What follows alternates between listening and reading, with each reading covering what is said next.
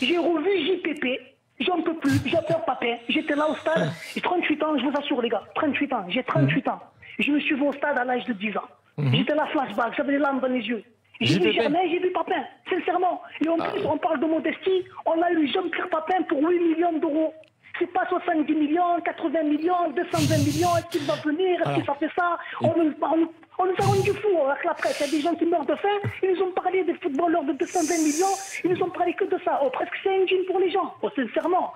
Là, pour une fois. Arrête, Samir. Arrête, Germain. Samir, Arnaud Germain. Germain. Laissez-moi la joie, les gars.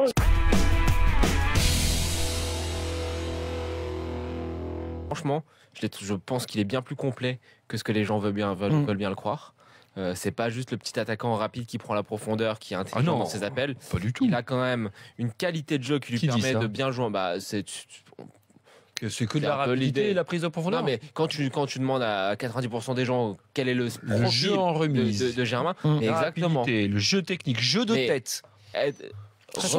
Être capable de faire jouer comme il faut ses ailiers et ses milieux relayeurs. Ce soir, j'ai vu toute la palette d'un attaquant moderne. Est-ce qu'il pâtit pas un peu finalement de son allure, entre guillemets, de c'est un petit gamin? Oui, un peu. Techniquement, c'est pas un monstre non plus. Il n'est pas bankable comme ça. Il aurait Roger Mignot avec des tatouages et une coupe un peu. Oui, tout à fait. Oui, non, ça c'est pour la galerie, mais il aurait 8 kilos de muscles et 8 cm de plus. Ça joue aujourd'hui dans la société actuelle, parce que c'est vrai que là, lui, on a l'impression qu'un petit joueur comme ça, et que en plus, je vais te dire, comme il était dans un environnement compliqué avec de très bons joueurs autour de lui, il était parfois remplaçant.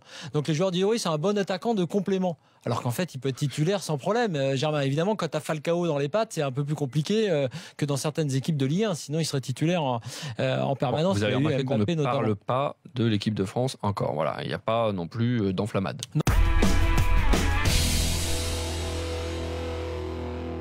Moi, je vais ajouter Marouane Rambari, qui, alors, notre auditeur a dit, nous a parlé du box-to-box à l'anglaise, qui était Sankaré. Et moi, je pense que Rambari, c'est un pur numéro 5 à la sud-américaine, c'est-à-dire ce meneur de jeu devant la défense.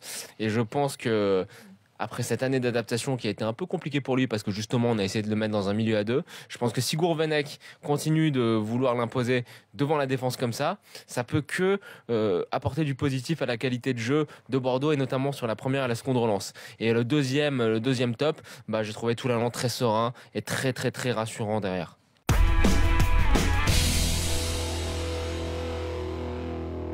Sur soit l'importance de ce match, soit sur le, on va dire le niveau symbolique là, puisqu'il y a eu des petites luttes entre les deux équipes sur l'importance de ce match.